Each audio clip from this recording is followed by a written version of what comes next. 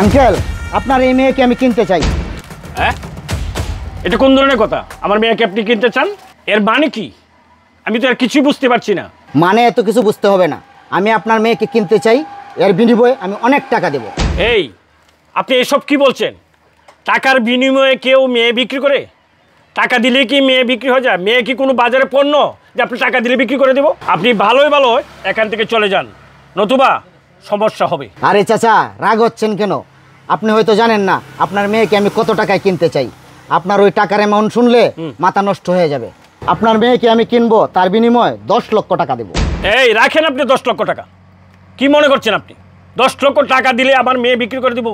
এটা আপনি ভাবলেন কি করে? যান যান, ভালো ভালো বিদায় হন বলছি, যান। আরে কাকা, আপনি হয়তো আমাকে বিশ্বাস করতে পারতেছেন না। আমি টাকা সঙ্গে করে নিয়ে আসছি। 10 লক্ষ টাকায় যদি আপনার না হয় তাহলে 20 লক্ষ টাকা দেবো, তারপরে আমি আপনার মেয়েকে কিনতে চাই। এই 20 লক্ষ টাকা? 20 লক্ষ টাকা দিবেন মানে? তখন থেকে আপনি বলে যাচ্ছেন 10 লক্ষ, 15 লক্ষ, 20 লক্ষ। এটা কি বলছেন? যান যান, বিদায় হন। টাকা দিলেও আমি আমার মেয়ে বিক্রি করবো না, যান। আঙ্কেল, আপনার মনে হয় টাকার পরিমাণ কম হয়ে গেছে। 20 লক্ষও না, 30 লক্ষও না, আমি আপনার মেয়েকে 40 লক্ষ টাকা দিয়ে কিনতে চাই। আপনি হয়তো ভাবতেও পারতেছেন না আমি সঙ্গে করে 40 লক্ষ টাকা নিয়ে আসছি। আর এই যে ব্যাগে সম্পূর্ণ টাকা রাখা আছে। আপনাকে এখনই আমি টাকা দিয়ে যেতে চাই, আপনার মেয়েকে আমি সঙ্গে করে নিয়ে যাব। আপনি যদি বিক্রি করতে চান তাহলে বলেন, আমার হাতে এত সময় নাই, নয়তো আমি অন্য জায়গায় চলে যাব। কি 40 লক্ষ টাকা এই ব্যাগের ভিতরে আছে? তুমি কি এখনই আমাকে এই 40 লক্ষ টাকা দিবা? যদি আমাকে এই 40 লক্ষ টাকা নগদ তুমি এখন দিতে পারো তাহলে আমি রাজি। আরে বাবা, তুমি এসব কি বলতেছো?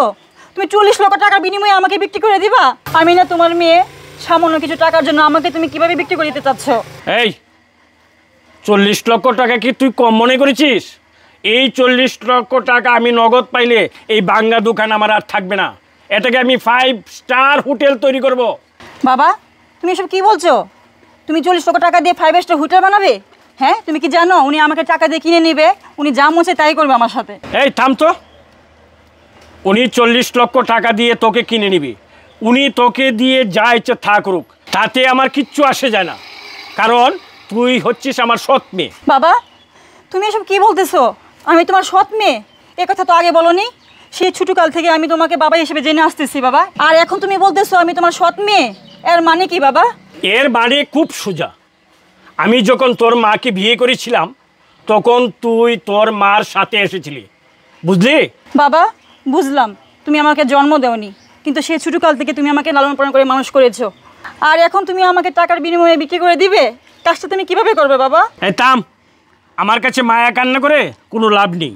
আর প্রথমত হচ্ছে আমি তোর বাবা না, আমি হচ্ছি তোর সৎ বাবা। এই 40 লক্ষ টাকা আমার কাছে অনেক কিছু, তা জানিস? তাছাড়া তোকে যদি আমার কাছে রাখি তোকে জামা কাপড় দিতে হবে, ভরণ পোষণ করতে হবে। ছোটোকাল থেকে তোকে আমি লালন পালন করেছি, কেন জানিস? শুধু আমার এই দোকানটা চালানোর জন্য। তোকে আমি কাজের মেয়ের মতন করে রেখেছি, তা জানিস? ভাই টাকা দেন আর আপনি ওকে নিয়ে যান, যান যান, নিয়ে যান। না বাবা, আমি যাবো না বাবা, আমাকে বাঁচাও। নিয়ে যান। না বাবা, আমি যাবো না বাবা, আমি যাবো না বাবা। এই আসেন, ভিতরে আসেন।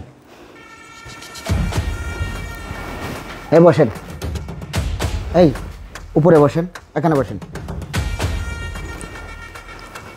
আচ্ছা ভাই, আমি আপনাকে একটা কথা জিজ্ঞেস করি। জি বলেন। আচ্ছা, আপনি যে আমাকে এত টাকা দিয়ে কিনে নিয়ে আসলেন, আপনি কি আমাকে দিয়ে কোনো খারাপ কাজ করাবেন বা আমাকে কোথাও বিক্রি করে দিবেন? আরে না, আপনাকে খারাপ কাজও করাবো না, বিক্রিও করবো না। আপনি আমাকে দিয়ে খারাপ কাজও করাবেন না, কোথাও বিক্রিও করবেন না, তাহলে এত টাকা দিয়ে আমাকে কেন কিনে নিয়ে আসছেন? তোমাকে এত টাকা দিয়ে কেন কিনে নিয়ে আসছি তা তুমি শুনবে? আচ্ছা ঠিক আছে, আমি বলতেছি। আমি তোমাদের দোকানের সামনে দিয়ে প্রতিদিনই যাওয়া আসা করি, আর তখন আমি তোমাকে ওই দোকানে দেখতে পাই, তোমাকে আমার ভালো লেগে যায়।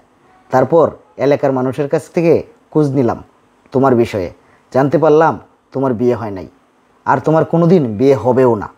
কেন বিয়ে হবে না? কারণ ওই লোকটার তুমি সৎ মেয়ে, আর ওই লোকটা চায় না তোমার কোনো দিন বিয়ে হোক।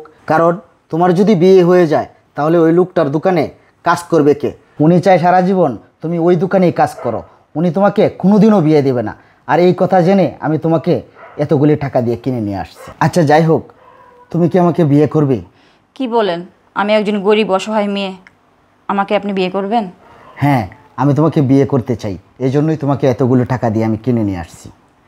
আপনি যা ভালো মনে করেন। আচ্ছা ঠিক আছে পিঙ্কি, তুমি থাকো, আমি অফিসে গেলাম। এই দাঁড়াও, টাকাগুলো রেখে যাচ্ছ কেন? ব্যাংকে জমা দিতে হবে না? টাকাগুলো নিয়ে যাও। ও আচ্ছা, আচ্ছা ঠিক আছে দাও। এই নাও। আচ্ছা ঠিক আছে, তাহলে তুমি থাকো, আসি। এই শোনো, আবার কি হলো? কি ব্যাপার, মোবাইল নিবে না? মোবাইলটা নিয়ে যাও। ও রে, আচ্ছা ঠিক আছে। আরে এই শোনো। এই আবার কি হলো? কি হয়েছে মানে? তোমার গাড়ির চাবি নিয়ে যাবে না? এই নাও, গাড়ির চাবি নিয়ে যাও। তোমার যে আজকাল কি হয়েছে কিছুই মনে থাকে না, সব কিছু শুধু ভুলে ভুলে যাও। এই নাও চাবি। আরে আমি সব কিছু ভুলে গেলে কি হবে? তুমি তো মনে করে দেওয়ার জন্য আসো। আসলে এখন আমি বুঝতে পেরেছি 5 বছর আগে তোমাকে বিয়ে করা আমার সঠিক সিদ্ধান্ত ছিল। যাই হোক, তুমি থাকো, আমি অফিসে যাচ্ছি। সবসময় তোমার খেয়াল রাখবে।